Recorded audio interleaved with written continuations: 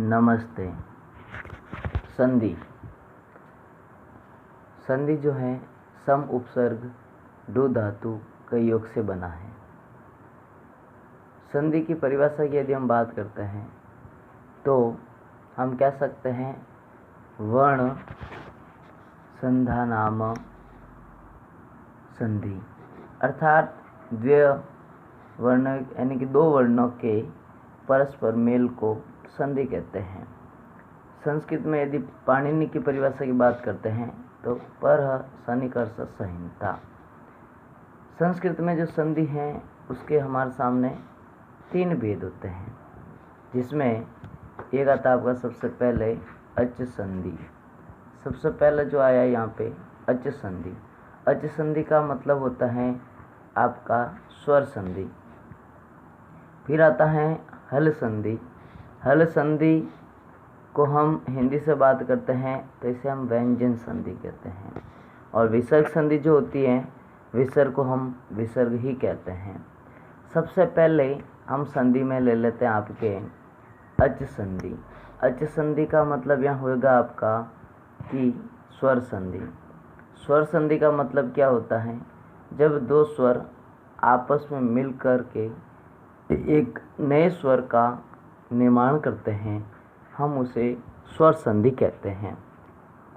जैसे यहाँ पर स्वर संधि के अंदर आया यण संधि, अयदि संधि, गुण संधि, वृद्धि संधि, सवर्ण दीर्घ संधि, पूर्व संधि, पर रूप संधि और प्रगति भाव संधि। यानी कि ये अच संधियाँ यानी स्वर संधि के अंदर ये संधियाँ मानी जाती हैं। सबसे पहले हम बात करते हैं यण संधि की। यण संधि में जो फॉर्मूला यानी कि सूत्र लगता है वह होता है इको यणचि। कहने का मतलब इक प्रत्यय को यण प्रत्यय में बदलते हैं। इक प्रत्यय को यण प्रत्यय में बदलते हैं, अर्थात आपको ई को य में, य को व में, री को र में और ली को ल में बदलना होता है। वैसे इसमें पहले हम पहचान की बात करते हैं तो यण संधि की पहचान होगी आपके लिए कि जो संधि पद आपके सामने आ रहा है, यदि बीच संधि पद का जो उदाहरण है उनके बीच में या आगे य या व दिखे और उसके आगे कोई आधा अक्षर आपको नज़र आता है तो ये मान के चलना कि वो आपका यण संधि का उदाहरण माना जाएगा। और बदलने का तरीका आपको बता दिया गया है। प्लस के पहले जो आपको दिखेगा उसमें आपको ई है, ई की कोई मात्रा लगी हुई मिल जाए, या ऊ की या री की या ली की, और उसके बाद में आपको कोई अन्य स्वर मिलता है, असमान स्वर मिलता है, तो वो यण संधि का उदाहरण माना जाएगा। जैसे हम बात करते हैं, इसमें से उदाहरण लेते हैं अति धन उत्तम। तो जब ये अति धन उत्तम प्लस के इधर देखिए तो के ऊपर जो मात्रा आई है वो ई की मात्रा आ रखी है और बाद में ऊ आ रखा है। अब इसका संधि पद बनाते हैं तो आपका जो संधि पद बनेगा वो बन जाएगा अत्युत्तम। अब देखिएगा, जैसे हम पहले संधि पद लेते हैं, लिखा हुआ है इत्यत्र। जो ये इत्यत्र लिखा हुआ है, इत्यत्र में देखिए य का आगे आधा अक्षर क्या है? त। य आया, य का आगे आधा अक्षर कौन सा है? त आ रखा है। इसका मतलब इसमें संधि कौन सी हुई? तो इसमें संधि हो जाएगी आपके यण संधि हो जाएगी। तो इसमें आप देखेंगे यण संधि होती है तो इसका संधि विच्छेद करेंगे तो देखिएगा इसमें त को हम क्या बना देंगे? पूरा बनाएंगे और यह जो होगा आपका किस में बदल जाएगा? ई में। ठीक है ना, इको यणचि फॉर्मूले से।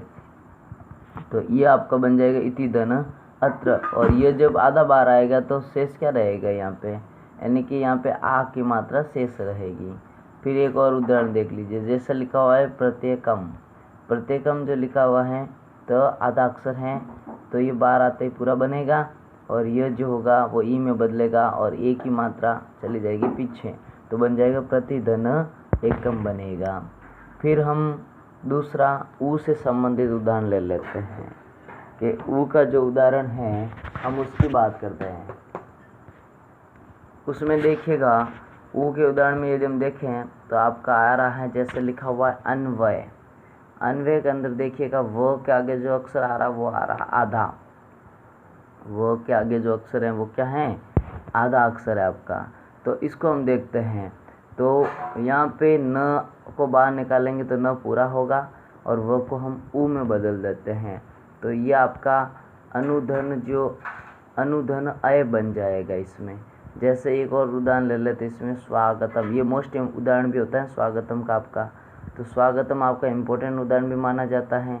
तो ये आधा अक्षर है वो के आगे, इसका मतलब संधि कौन सी हुई, यण संधि हुई। तो हम इसको क्या करेंगे, व के आगे आधा अक्षर को क्या करेंगे, पूरा बनाएंगे और फिर व को किस में बदल देंगे, ऊ में। और वा पे आ की मात्रा है तो ये लग जाएगा आपका सुधन आगतम हो जाएगा, सुधन आगतम बनेगा इसके अंदर। उसके बाद नेक्स्ट उदाहरण की हम बात करते हैं, री को लेते हैं। री का र हो जाता है। जैसे मैं एक बात करूं यहाँ पर धातृंश लिखा हुआ है, जो धातृंश लिखा हुआ है देखो त्र जो बना वो त और र से मिलकर बनता है। त्र जो बना वो त और र से मिलकर बना, तो यहाँ से त आधा अक्षर माना जाएगा। तो अब आपको पता है त आधा अक्षर है, पीछे क्या आ रहा है र, यानी इसको बदल देना है री के अंदर।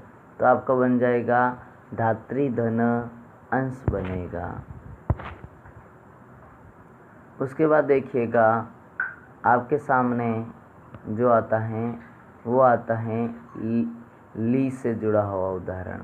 जैसे ली को ल में बदलना होता है तो लाकृति लिखा हुआ है। लाकृति के अंदर आप देखेंगे लाकृति जो है इसमें तो ली धन आकृति बनेगा। लाकृति का हो जाएगा ली धन आकृति। फिर आती है आपकी अयदि संधि।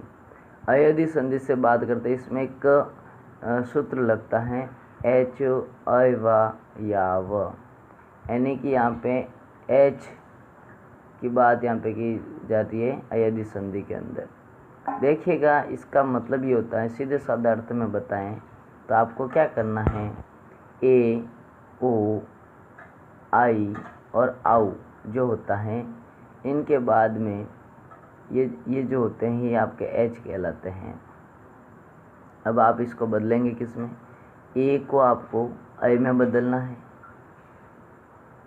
फिर उसके बाद में आई को जो होता है, मैं उस हिसाब से बता रहा हूँ आपको, फॉर्मूले के हिसाब से नहीं, सीरियल में लेके चल रहे हम। जैसे ए है उसको आई में बदलते हैं, आई जो है उसको हम आई में बदलते हैं, ओ जो है उसको हम आउ में बदलते हैं और आउ को हम आव में बदलते हैं। जैसे देखिएगा ए और आई, इसमें ए को हम कॉमन लेते हैं तो इसमें ये कॉमन हो रहा अपना, लेकिन आपको ध्यान रखना ए अपने हिसाब से छोटा मान लिया हमने तो आई को हमने बड़ा माना तो हम इसको लेके आ जाते हैं आई की मात्रा, यानी कि आ की मात्रा आ जाएगी। फिर देखिएगा ओ आ रहा है, ओ और ओ यानी कि इसको छोटा मानते हैं तो वह इसमें कॉमन रख दिया तो ओ का तो हो जाएगा अव, और जो आउ आ रहा है, जो आउ आ रहा है उसमें हम लगा देंगे बड़ी मात्रा, यानी कि इसमें बनेगा आव। इस तरीके से फिर आपको याद रखना है, कहीं पर भी बीच में आपको लगता है उदाहरण के बीच में यदि य या व कहीं दिखती है कोई मात्रा या वर्ण दिखता है तो उसके आगे अ या आ आपको नज़र आता है तो ये मान के चलना कि वो अयदि संधि का उदाहरण माना जाएगा। जैसे कुछ उदाहरण से हम बात करते हैं इसमें से, जैसे मैं आपके सामने उदाहरण रख दूं कि यहाँ से हम लेते हैं नयनम।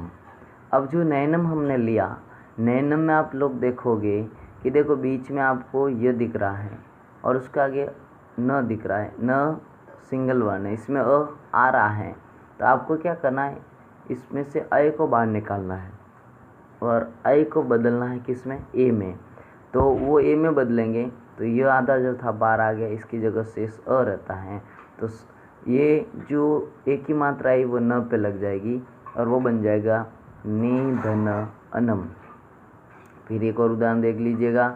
जैसे मैंने देखा यहाँ पे शयनम लिखा हुआ है। शयनम में देखो य आ रहा है, य के आगे आधा अक्षर को आधा अक्षर नहीं बोलना है, यण संधि में होता है, इसमें नहीं होता है। जैसे य के आगे श, इसमें आ रहा है तो हम इसको बाहर निकालेंगे तो अय बनेगा।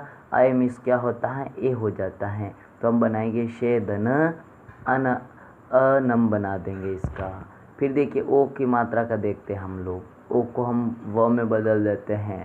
जैसे देखिए मैंने देखा यहाँ पे पवन लिखा हुआ है, पवन, पवन लिखा हुआ है, वो आ रहा है बीच में और वो के आगे अ ही होगा प के अंदर, तो इसको हम क्या बना देते हैं, बाहर निकाल के औ बनाते हैं। औ मिस ओ हो जाता है और ओ की मात्रा प पे लगेगी तो पोधन अन बन जाएगा आपका। फिर देखिएगा इसके बाद में हम लेते हैं आई का उदाहरण लेते हैं। आई का उदाहरण लेते हैं। आई मीन्स क्या होता है, आय होता है। देखिए गायक, गाय क लिखा हुआ है। अब जो गायक लिखा हुआ देखिए ये बीच में आ रहा है, उसके आगे आ की मात्रा आ रही है निगाह के अंदर, तो इसको बाहर निकालते हैं। जब इसको हम बाहर निकालेंगे तो आपका बन जाएगा गायक। गायक बनता है तो गायक में से आय को हमें बाहर निकालना, तो आय बराबर क्या होता है, आई की मात्रा हो जाएगी, तो ये आपके घ पे लगेगी तो गई धन अक बन जाएगा। उसके बाद में आपका आता है ओ की मात्रा से संबंधित व आ रहा है बीच में, क्या व का आपने देख लिया, व को हम अव को हम ओ में बदल देते हैं।